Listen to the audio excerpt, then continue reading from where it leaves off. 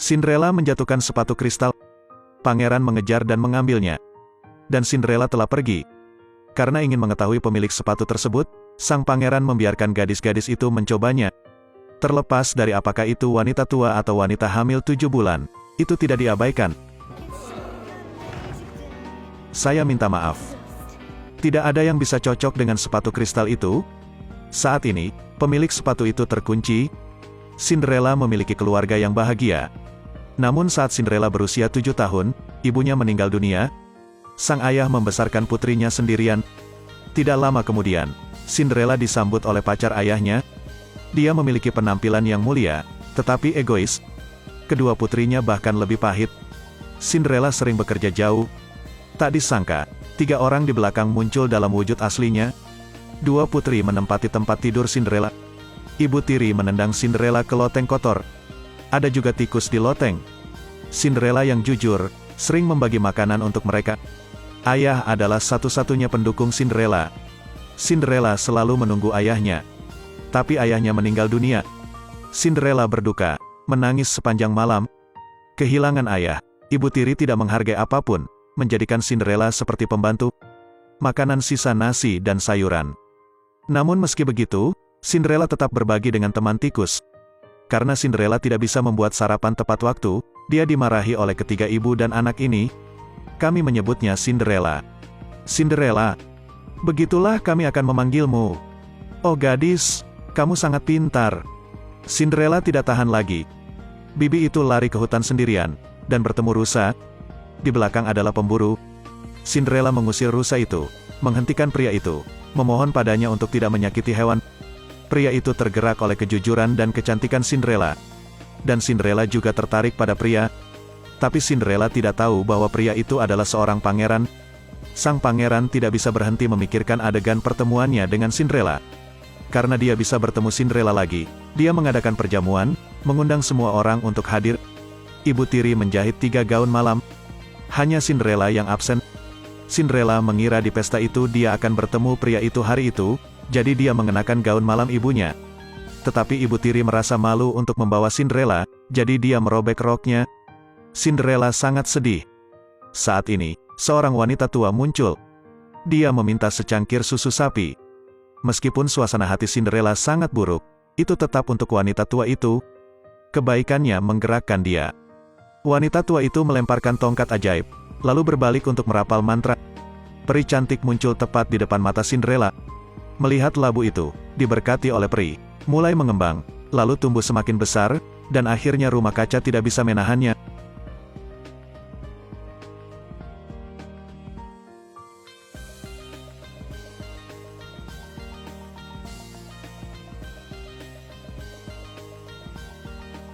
Beberapa detik kemudian, kereta labu muncul. Kemudian peri terus membaca mantra. Tikus-tikus itu bersemangat, dan segera berubah menjadi 4 ekor kuda putih. Telinganya agak besar. Hanya pelayan dan kusir yang tersisa. Kadal itu merangkak mendekat. Langsung.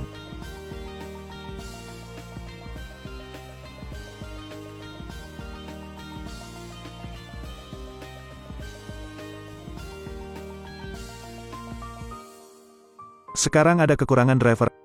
Angsa putih lari. Saya tidak menerima ini. Aku tidak tahu cara mengemudi, aku hanya seekor angsa. Bagaimana jika Anda tidak memiliki gaun malam yang layak? Jadi peri menggunakan sihir lagi. Gaun merah muda Cinderella menghilang, diganti dengan yang biru. Mengikuti langkah menari, roknya juga melayang. Sekarang Cinderella secantik peri. Setelah menyiapkan segalanya, ketika Cinderella hendak menaiki kereta, peri melihat sepatu Cinderella. Peri berubah lagi. Sepasang sepatu kristal yang indah muncul. Peri memberitahu Cinderella, keajaiban akan hilang tepat pukul 12 malam ini. Kamu harus kembali sebelum waktu itu. Begitu saja, Cinderella duduk di kereta dan menuju ke istana pangeran. Tapi pesta sudah dimulai. Tetapi sang pangeran tidak melihat Cinderella. Saat ini, pintu besar terbuka, dan orang yang datang adalah Cinderella. Cinderella berjalan menuruni tangga. Orang-orang menyerah padanya. Pangeran membawa Cinderella, lalu memeluk pinggangnya. 2 orang mulai menari. Pangeran kemudian membawa Cinderella ke taman rahasianya, lalu mengayunkan Cinderella di ayunan. Pada titik ini, sepatu kristal Cinderella jatuh. Pangeran mengambilnya dan membawanya ke Cinderella. Pada titik ini, jam tengah malam mulai berdering. Cinderella mengambil roknya dan lari. Pangeran bergegas mengejarnya.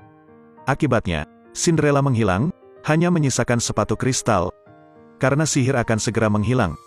Cinderella tidak ingin sang pangeran mengetahui identitasnya, jadi dia meninggalkan istana. Saat ini, rombongan tiba-tiba tumbuh ekor. Kusir berubah menjadi angsa. Kuda putih juga menumbuhkan telinga besar. Gerbong itu berubah menjadi gerbong labu. Sekarang sihir telah kehilangan efeknya. Punggawa telah berubah menjadi kadal. Kuda itu berubah menjadi tikus. Dan kusir berubah menjadi angsa putih. Setelah kedua kuda itu berubah menjadi tikus, kereta tersebut kehilangan kendali dan menabrak pohon di tengah jalan.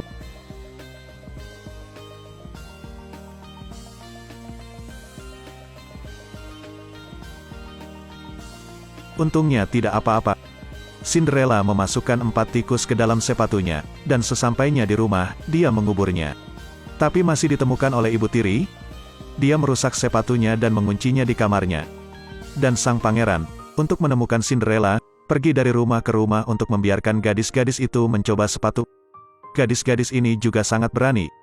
Mereka mencoba memasukkan kaki mereka. Beberapa orang menaruh minyak di kaki mereka. Tapi tidak ada yang cocok. Sekarang adalah rumah terakhir. Dan Cinderella ada di kastil itu. Kedua gadis itu bergantian mencoba sepatu. Tapi 2 orang yang tidak muat masih belum cukup. Penjaga bertanya apakah masih ada anak perempuan. Ibu tiri menyangkal tidak ada. Dan Cinderella berada di loteng tanpa sadar, hanya menari sendiri.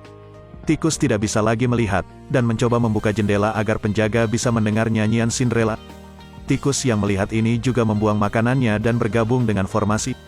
Begitu saja, jendela dibuka, berhasil menarik perhatian para penjaga. Pangeran memerintahkan para penjaga untuk mengundang gadis itu turun. Begitu saja, Cinderella mengenakan sepatu kristal miliknya. Kedua kekasih itu akhirnya menemukan satu sama lain,